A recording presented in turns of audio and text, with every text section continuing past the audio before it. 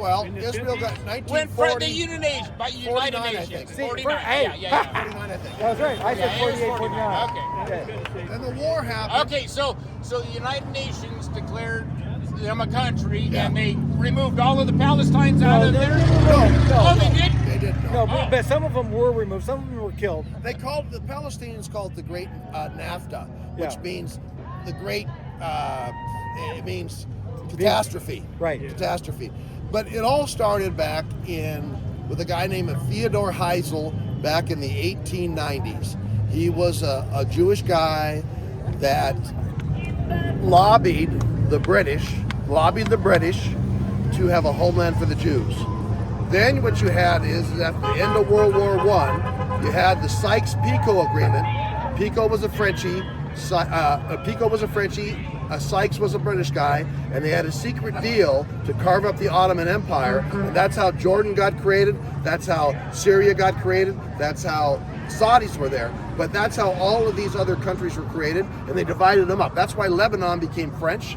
You see what I'm saying? Yeah. Syria was under the French influence. Then you had, and they created out the area. And did Jordan have present-day Israel then? No, they didn't. They had Or that was Palestine. they had what they call the Transjordan Yeah. that went all the way to the river, right? The Jordan River. But Palestine was called a British protectorate. That's what the protectors. It was a British protectorate. Okay. And you had Christians there, you had Jews there, you had Muslims there, and they were all living together. Now, what happened was Lord Balfour in 1922, he was a British lord, and he wrote the Balfour Declaration, which said we need to create an Israeli homeland for the Israel, okay, in the Holy Land, which was Judea Samaria, okay. The word Palestine came from the Romans. The Romans gave it Palestine, okay, and because when they took the temple in AD 70, when they demolished it and kicked the Jews out, that's when the Palestine came about, because they knew the Philistines who were in Gaza hated the Jews, so to put the screws to the Jews, they called the Holy Land Palestine. Okay, that's why they did it. Now, there's no such thing as a Palestinian people. They're Arabs in the Holy Land. Okay. They've never had their own kingdom. They've never had their own king. Yasser Arafat was born in Egypt. His parents were Egyptian. But during what happened was, in 48 and 49, it went to the UN, and they were going to partition it. And they were going to give 52% of the land to the Jews, 48% to the Arabs. Okay? The Arabs rejected it. The UN said, fine, we're going to do it anyway. And so Israel got recognized. As soon as that happened, there was a war in the Holy Land where all of the 100 million Muslims surrounding the Jews were attacking them. Now that's a miracle that the Jews survived that, okay? Now, and so that was when they created it. Now, during that time, they had the NAFTA, a lot of Arabs left because, Well, they were forced out. well, some of them were forced out. Some during the war, that's what you have, refugees. But some of them left voluntarily because they were up taking arms. They go, well, I don't want to live under a regime that I just got through shooting at. You know, this isn't going to be too good. So they left, and so they all went. And they went to Gaza, and then they went to Jordan. Now, what happened, this is where it gets really dicey. What happened then is you had a guy by the name of Nasser in Egypt who wanted to start, he wanted to have like with the United States of Arab nations. Nasser was a colonel in the Egyptian military who ran Egypt.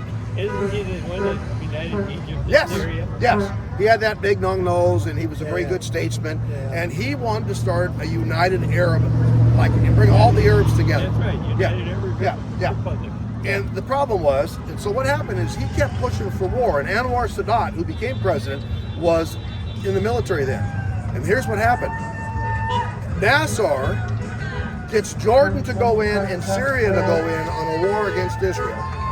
And Tripp said it about an hour ago. Nasser went into the Sinai with troops and put them right on the border with Israel. Now Israel goes, we're not going to wait for them to take the first shot.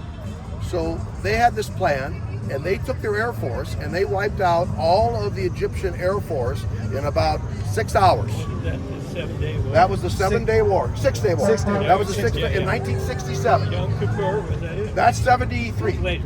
That's 73. So what happened was 6 day they war. wiped out all of the Air Force. Okay. Now, what happened then is when you don't have any air cover, you're sitting ducks. So Egypt was getting their butts kicked, but we didn't have YouTube in those days. Nobody was on the ground, so Egypt kept telling the leader of Jordan, the King Hassan, that come in, we're winning. They weren't winning. They weren't winning. So what happened then is they went and bombed Jordan, and then they bombed Syria, and that's when they got the West Bank. That's when they got the West Bank. That's when they got the Golan Heights. That's when they got Gaza, and they went all the way. They had the Sinai Peninsula too. Yeah, they gave that. Israel. Yeah, Israel. took it all. Then they had the Yom Kippur War in '73, where Egypt, under Sadat this time, was able to figure out how to use big hoses to blast through the sand berms to get his armor up there. And it was touching. Hey, Egypt was touch and go because they had military capabilities from Russia, and they had something they didn't have in the '67 war, and that was surface-to-air missiles. And they were taking out a lot of tanks, Egyptian tanks, and it was dicey. It was dicey for the Israel. But then Israel was able to turn it, and they started going in Cairo, and that's when everything stopped, and all the borders remained the same. Then Sadat got together, okay, with Menachem Begin, and they had this little deal here where they're going to have a peace treaty, and we're going to give you the Sinai back, so long as you recognize the right of Israel to exist. Which they did. Back And Carter was part of that. yeah, Carter. That was the Camp David Accords. Yes. The problem with that is all the other 10 Arab nations that were part of the United Arab, they kicked Egypt out of it. They said, you've recognized Israel's right to exist. We don't want you anymore to caucus with us on any issues, okay? That's when you had Yasser Arafat, okay? He comes in and he tries to, all of the people after the 73, they all left to Jordan, okay? That's when you had the Munich massacre in 72, remember that? That was done by a group called Black September, okay? Carlos the Jackal and those guys, Black September. They were all using Jordan as a base to hijack jets, bring them into the Jordanian desert, okay? Blow them up on national TV. King Hussein goes, I'm losing my country. So there was a civil war, and they knew they brought in? They brought in the Pakistani general from Pakistan because he was a real butt kicker, and he trained them. And they had a civil war in Jordan between the PLO and Jordan. Jordan slaughtered 35,000 Arabs, just slaughtered them. And they all, guess where they went? They went to Syria and they went to Lebanon. That guy forgot to have his emissions control out there. They went to Syria and they went to Lebanon. And that's when Lebanon started having troubles, because they were using Lebanon as a base to do it. You know what I'm saying?